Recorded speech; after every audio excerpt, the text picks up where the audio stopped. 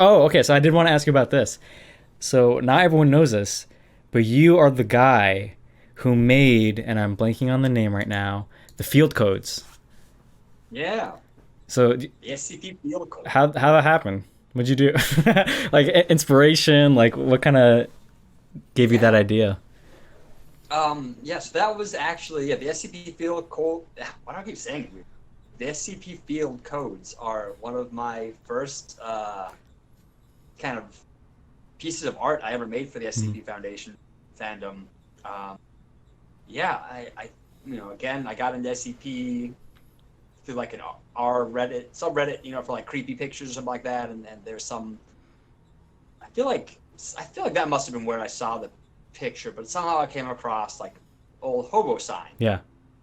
and that's like a secret kind of code of symbols that people who are kind of hopping trains and trying to live nomadic in America or survive being homeless in America, they would use for uh, not just America, else too, but they would use these to like mark, if there's a church that gives people free food, Hmm. or there's an old lady who can,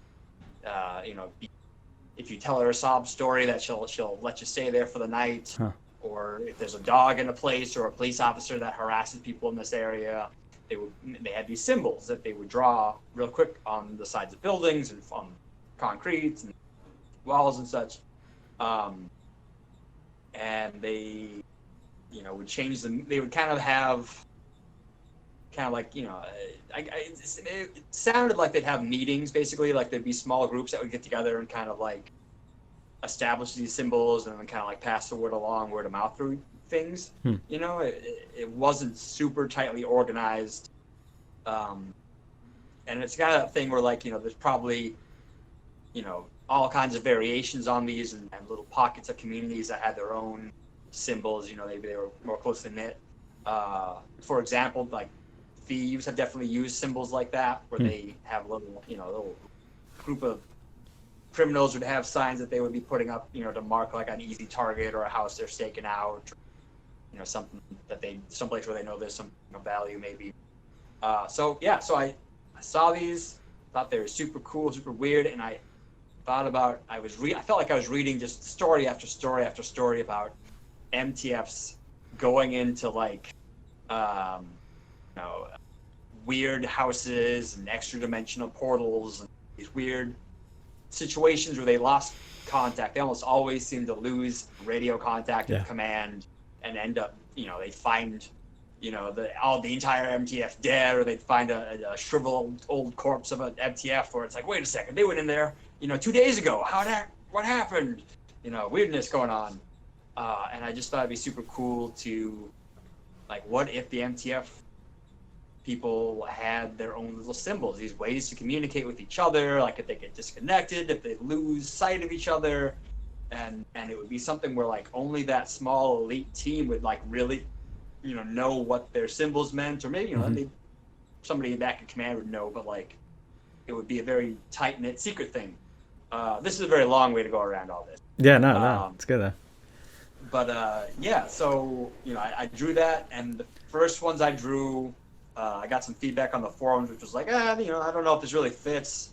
You should make it for the Serpent's Hands because they're a bit Hmm. more like hobo-esque, mystic hobos. So Yeah. I made like another version for Serpent Hands and put that on the wiki, and then kind of like forgot about it.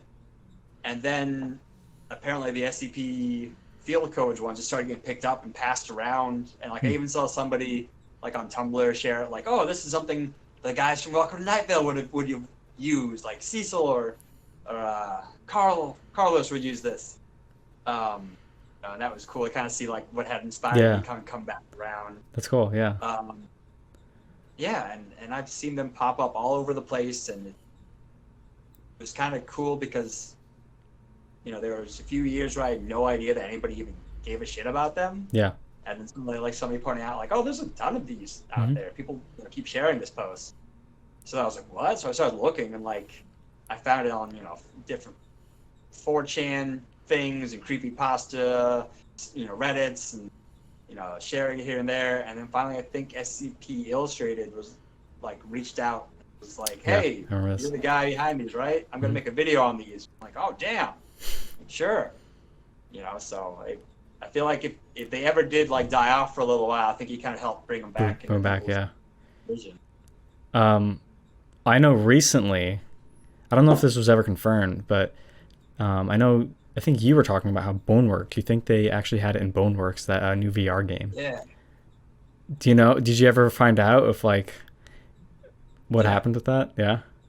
So they do have it. Boneworks, the game, it's a VR game on Steam. Mm-hmm. They do have my symbols in there, and somebody from the SCP Wiki team, which is kind of why again I like the SCP fandom, is that we've got staff and licensed Mm-hmm. people kind of working on our side as creators. Somebody reached out to me and was like, "Hey, do you know that your symbols are in this game?" Mm-hmm. And it's not even like, oh, they also, like the idea of hobo code or No, whatever. No, it's my yours. symbol. Yes. Yeah. And they got in touch with me, and like I am a bit more lax about that kind of stuff, especially Mm-hmm. like since SCP stuff is Creator Commons, so you Yeah. kind of have to be okay if someone potentially using your stuff without properly crediting you.